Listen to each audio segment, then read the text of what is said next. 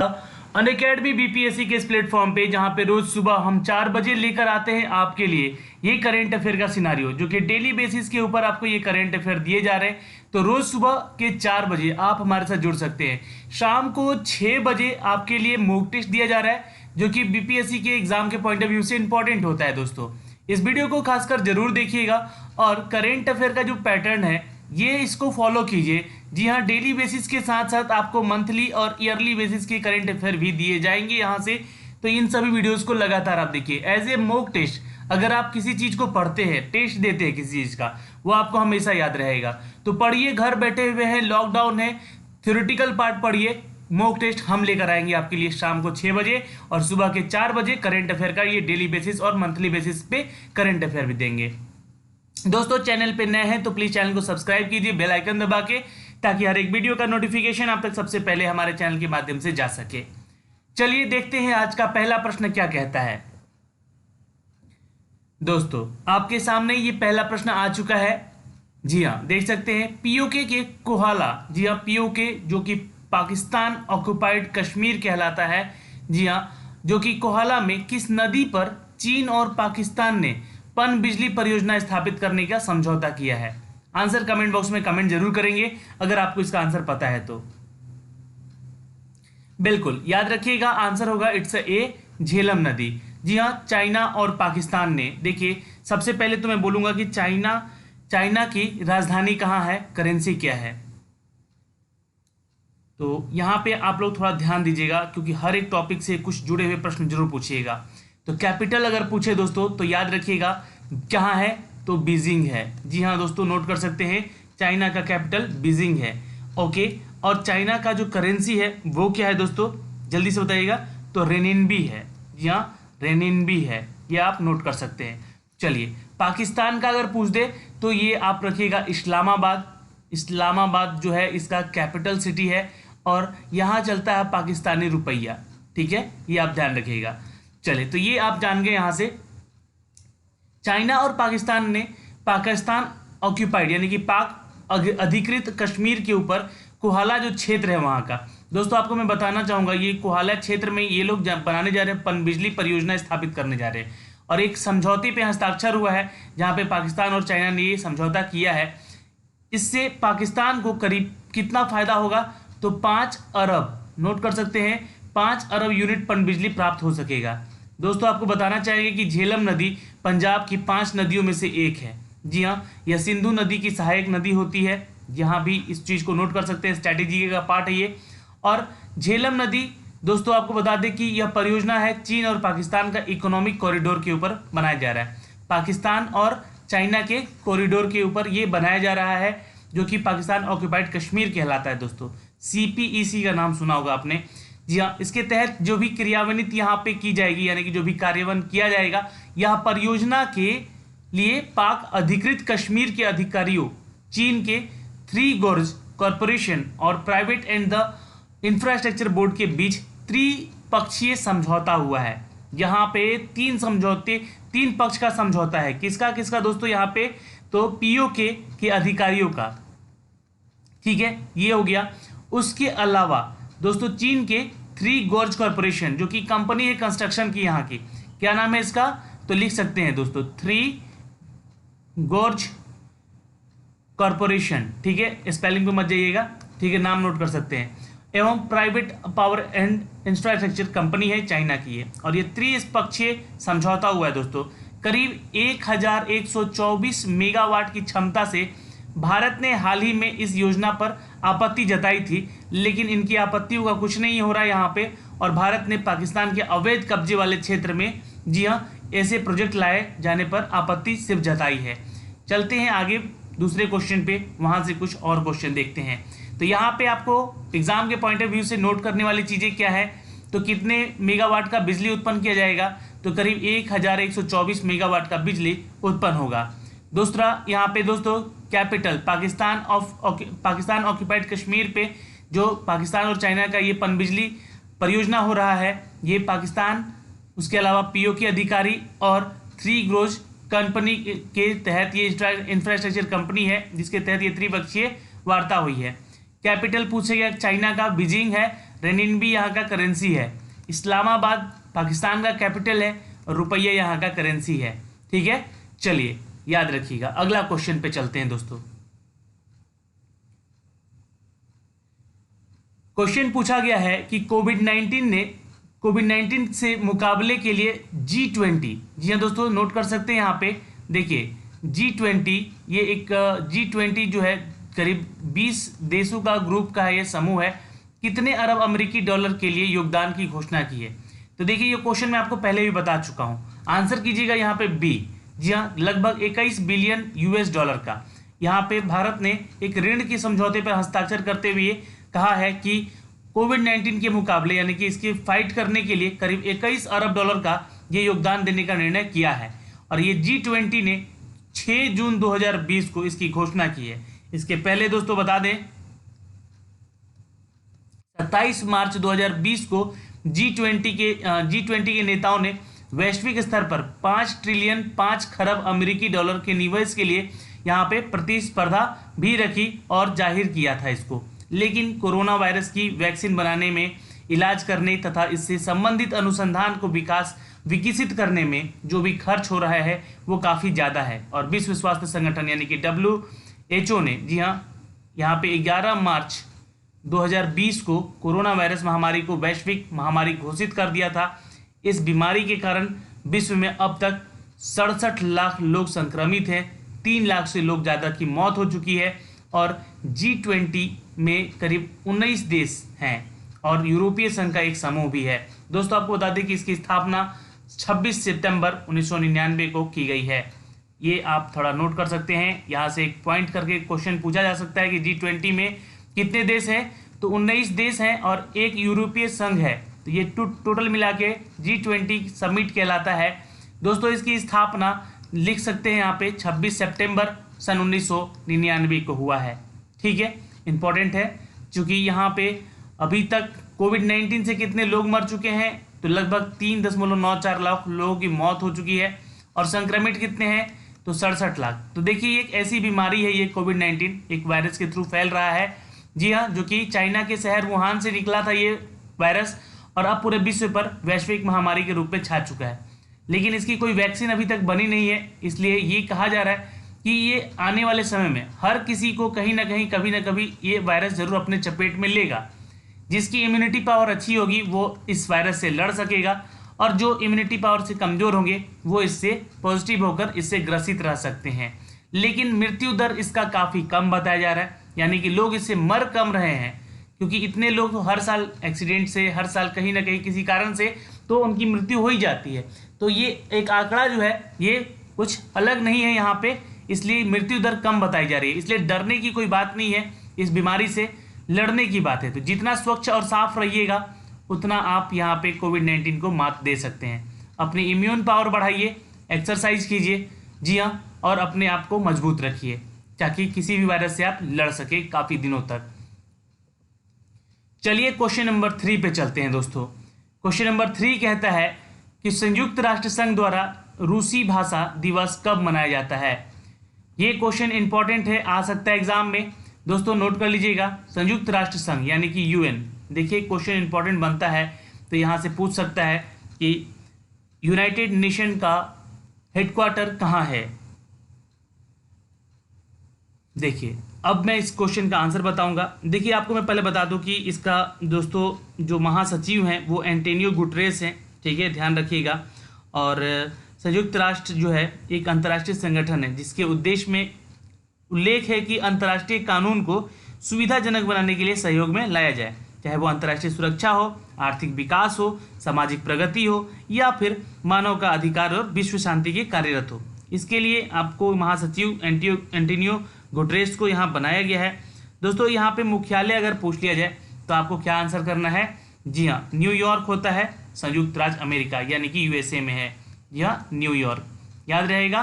तो ये सारी डिटेल आपको एग्जाम के पॉइंट ऑफ व्यू से इंपॉर्टेंट होते हैं, लेकिन इस क्वेश्चन पे थोड़ा सा डिस्कस कर लेते हैं। देखिए UN के द्वारा 6 जून को, ये डेट नोट कर लीजिएगा, अभी हाल ही में 6 जून को एक रूसी भाषा दिवस के रूप में मनाया गया यहाँ पे।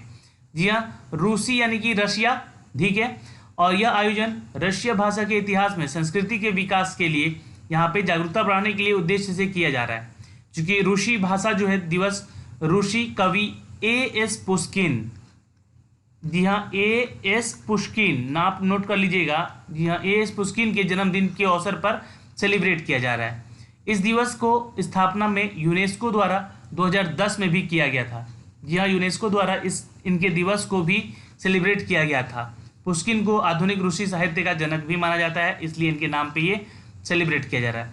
दोस्तों यहाँ पे बताना चाहेंगे इनसे रिलेटेड चीज़ें कि इनकी पहली कविता मात्र 15 साल की उम्र में इन्होंने प्रकाशित की थी और पुष्किन का जन्म मॉस्को में हुआ था, ये आप नोट कर सकते हैं। उनकी सबसे प्रसिद्ध कविता में से एक थी दोस्तों ओड टू लिबर्टी, जी हाँ ओड टू लिबर्टी, ये आप लिख लीजिएगा, है ना। आप यहाँ पे क्वेश्चन बन सकता है, यहाँ से ये क्वेश्चन आ सकता है, ठीक है। चलिए तो आंसर क्या करेंगे, सी। क्वेश्चन नंबर 4 पे आते हैं दोस्तों, कुछ और इंपॉर्टेंट क्वेश्चन देखते हैं। चलिए, फुटबॉल में महिला, देखिए क्वेश्चन इंपॉर्टेंट है दोस्तों, फुटबॉल में महिला एशिया कप 2020 की मेजबानी कौन सा देश करेगा। ये क्वेश्चन मैं आपको कल भी बता चुका हूं और शायद आई थिंक मुझे लगता है कि बहुत सारे लोगों को पता होगा इसका आंसर। फुटबॉल के महिला एशिया कप होने वाला है दोस्तों 2020 में, तो ये एक पॉइंट नोट कर सकते हैं आप लोग, ठीक है। इसकी मेजबानी करेगा इंडिया, जी हाँ, यानी कि अपना भारत, ठीक है। आंसर क्या हो जाएगा, ए हो जाएगा यहाँ पे। तीसरा पॉइंट यहाँ पे आप लोग लिख सकते हैं दोस्तों कि एशियाई फुटबॉल परिसंघ यानी कि AFC, देखिए एशियाई फुटबॉल सेंटर ने सन 1989 में पहली बार यहाँ पे, उसके बाद मतलब भारत में पहली बार, अब ये दूसरी बार होगा 2022 में, पहली बार 1979 में हुआ था और दूसरी बार अब 2022 में होने जा रहा है, ठीक है दोस्तों। AFC महिला फुटबॉल जो है समिति की एक बैठक में फैसला किया गया कि 5 जून को जो पर्यावरण दिवस होता है, ये ध्यान रखिएगा, जी हाँ, एशियाई फुटबॉल परिसंघ ने सूचना अखिल भारतीय फुटबॉल महासंघ और AIFF को पत्र लिखकर ये बताया कि अब जो है भारत में महिला फुटबॉल कप को बढ़ावा देने के लिए यह क्रांतिकारी का पहला होगा अवसर और महिला एशिया कप टूर्नामेंट 12 टीमें भाग लेंगी इसमें, ये भी आप ध्यान रखिएगा।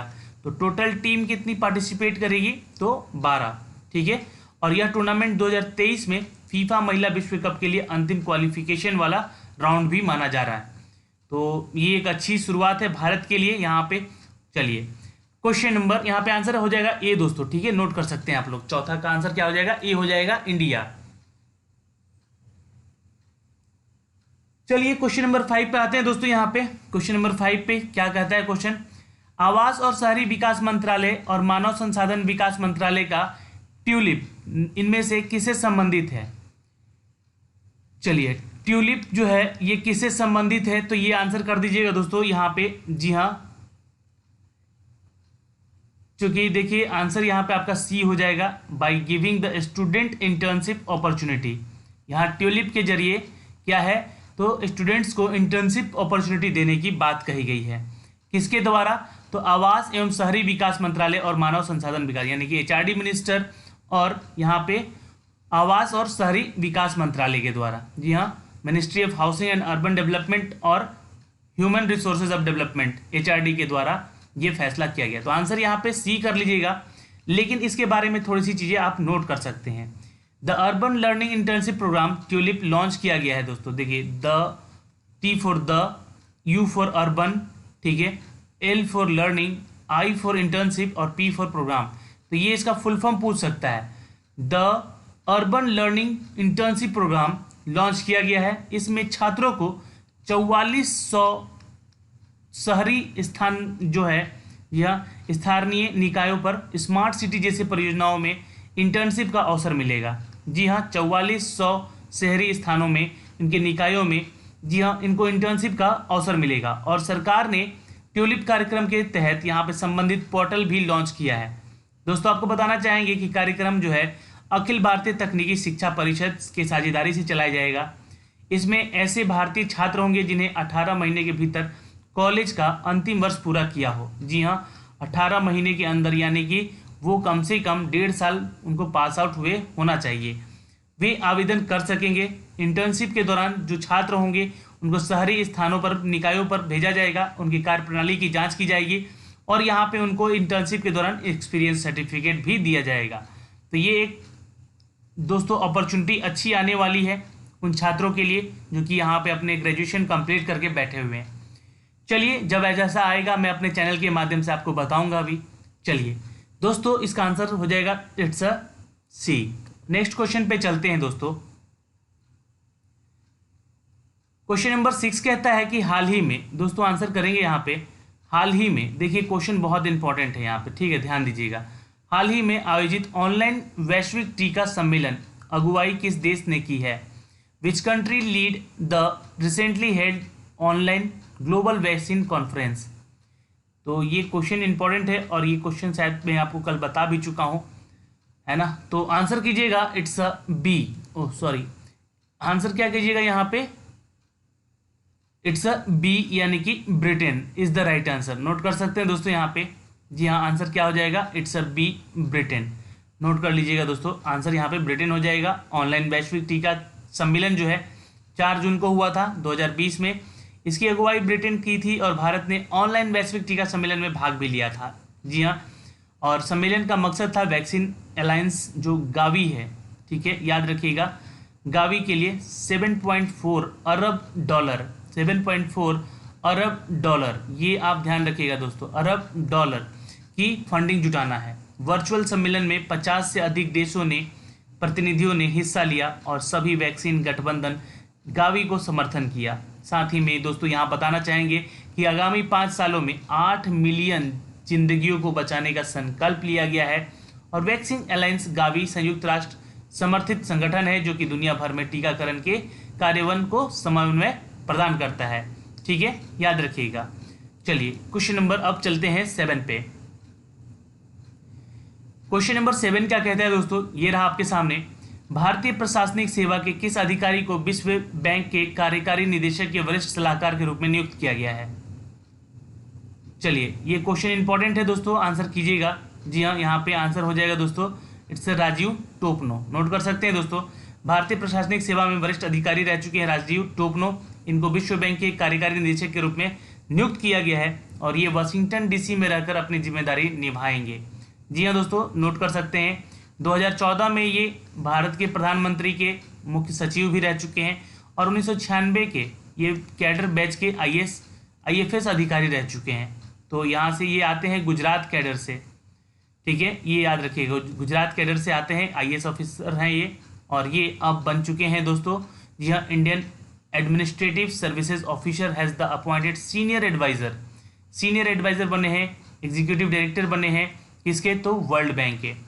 चलिए, वर्ल्ड बैंक। तो दोस्तों यहाँ पे क्वेश्चन बनता है कि वर्ल्ड बैंक का मुख्यालय कहाँ है? नोट कर लीजिएगा आप लोग, वाशिंगटन DC में है, पहला चीज। दोस्तों इसके अध्यक्ष कौन है?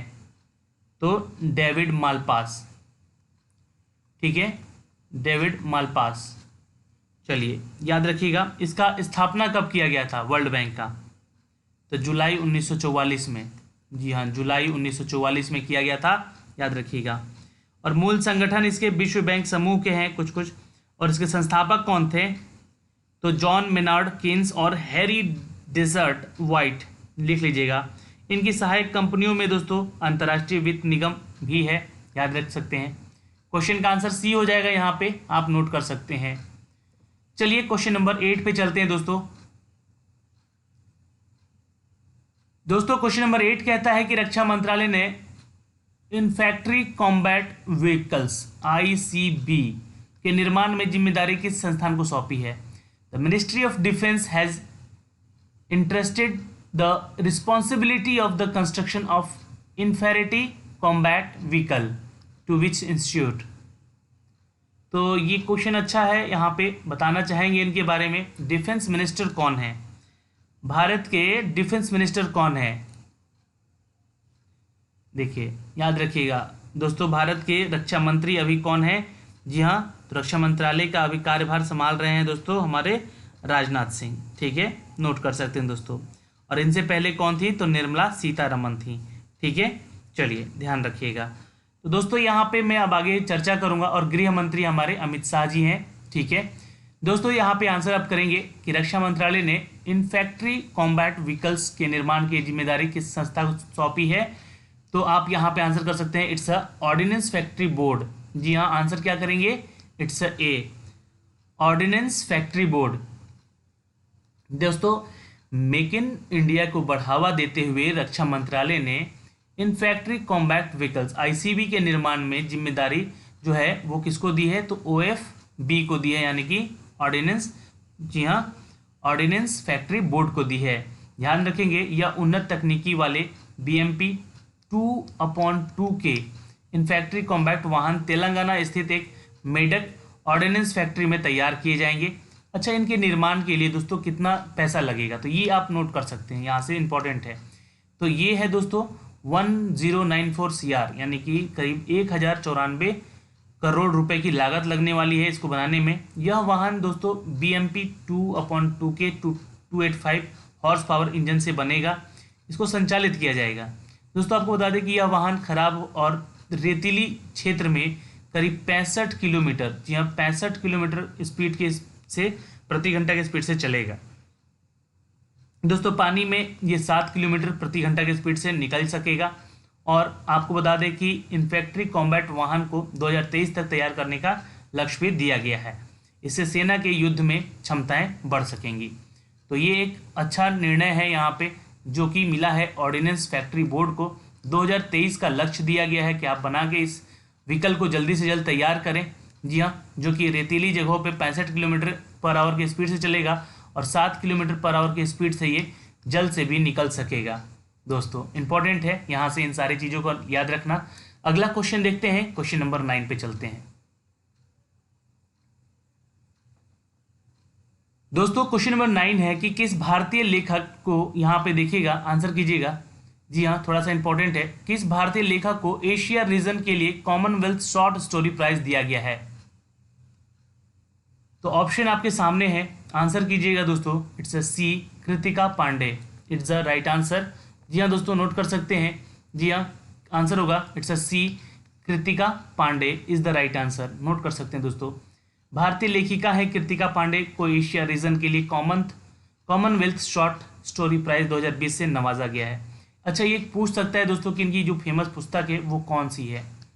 तो याद रखिएगा द ग्रेट, जी हाँ, द ग्रेट इंडियन टी, जी हाँ, the great Indian tea and snack, ये इनकी फेमस पुस्तक है। इसके लिए इनको अवार्ड दिया जा रहा है। यह कहानी एक हिंदू लड़की और मुस्लिम लड़के की प्रेम कहानी के ऊपर है। कृतिका पांडे ने यहाँ पे इसके अलावा अफ्रीका रीजन के लिए भी नाइजीरिया लेखक इनोसेंट चिजारम इलो और कनाडा और यूरोप के लिए ब्रिटिश लेखक रियान मार्टिन और कैरिबियन के लिए जमैका के लिए लेखक ब्रायन एस हीप तथा पैसिफिक रीजन के लिए ऑस्ट्रेलियाई लेखक एंड्रिया ई मैकलॉड को पुरस्कार भी दिया गया है दोस्तों इनके साथ साथ। तो ये लोग भी सम्मानित किए गए हैं कॉमनवेल्थ शॉर्ट स्टोरी प्राइज 2020 के लिए। तो ये सारे अपडेट थे दोस्तों यहाँ से क्वेश्चन नंबर 9 पे। तो यहाँ पे आंसर क्या कर लेंगे? Kritika Pandey is the right answer. Question number 10 पे चलते हैं जो कि आज का आखिरी प्रश्न होगा आपके लिए। और रोज सुबह अटेंड करें ये क्यूज मॉक टेस्ट। जी हाँ, क्योंकि करेंट अफेयर आपको उतना ही इंपॉर्टेंट है जितना कि आपके लिए हर एक सब्जेक्ट इंपॉर्टेंट है। और खासकर ये वेटेज रखता है दोस्तों आपके आने वाले एग्जाम के पॉइंट ऑफ व्यू से। छत्तीसगढ़, दोस्तों छत्तीसगढ़ के बारे में यहाँ पे बताना है। चलिए, तो छत्तीसगढ़ सरकार द्वारा पुलिसकर्मियों ने शुरू किया है एक अभियान, उसका नाम क्या है? तो देखिए, छत्तीसगढ़ के बारे में पहले मैं आपको बता देना चाहता हूँ, यहाँ पे आप लोग नोट कर सकते हैं। छत्तीसगढ़ के मुख्यमंत्री हैं दोस्तों भूपेश बघेल। कौन है? भूपेश बघेल, याद रखिएगा। और दोस्तों यहाँ पे जनसंख्या करीब 32.19 लाख की है, ज़्यादा नहीं है। बिलासपुर या फिर रायपुर यहाँ की कैपिटल सिटी होती है। बिलासपुर एक्चुअली इकोनॉमिक सिटी है यहाँ की, रायपुर जो है वो कैपिटल सिटी है दोस्तों, ठीक है। और इसको अब अटल नगर के नाम से भी जाना जाता है। ओके, लेकिन क्वेश्चन पूछा गया है कि पुलिसकर्मियों के लिए यहाँ पे शुरू किया गया है एक अभियान, उसका नाम क्या है?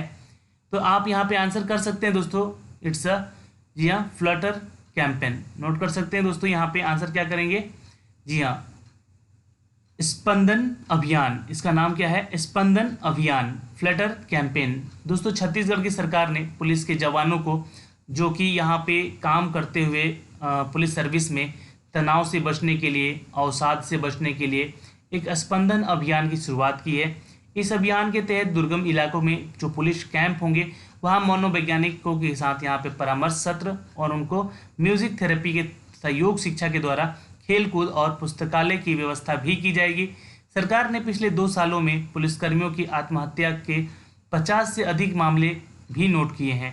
तो छत्तीसगढ़ में ऐसा होना है क्योंकि यहाँ पे जो सर्विसेज हैं वो काफ़ी जंगल एरिया में होती हैं और लोग यहाँ पे, जी हाँ, यहाँ पे आत्महत्या भी कर बैठे हैं। जी हाँ, बहुत सारे ऐसे पुलिसकर्मी हैं जो कि इन घटनाओं से वंचित हैं। दोस्तों आपको बताना चाहेंगे कि स्पंदन अभियान के तहत वरिष्ठ पुलिस अधिकारी पुलिस लाइन, पुलिस स्टेशन और सशस्त्र बल जितनी भी कंपनियां हैं उनके दौरा कर सके जवानों को समस्याओं के बारे में जानकारी भी इकट्ठा कर सकेंगे। तो दोस्तों ये सारे अपडेट थे, यहाँ से आप लोग सारे के सारे अपडेट नोट कर सकते हैं। वीडियो कैसा लगा आप हमें कमेंट बॉक्स में कमेंट करके ज़रूर बताइएगा। और आज का ये वीडियो, जी हाँ दोस्तों, आपके लिए था। यहाँ पे वीडियो कैसा लगा ये कमेंट करिए, लाइक कीजिएगा वीडियो को और शेयर कीजिएगा वीडियो को अपने दोस्तों ग्रुप में। और आज के लिए इतना ही, धन्यवाद। मिलते हैं अगले वीडियो में, तब तक के लिए बाय बाय, टेक केयर, ध्यान रखिएगा अपना और अपने परिवार का।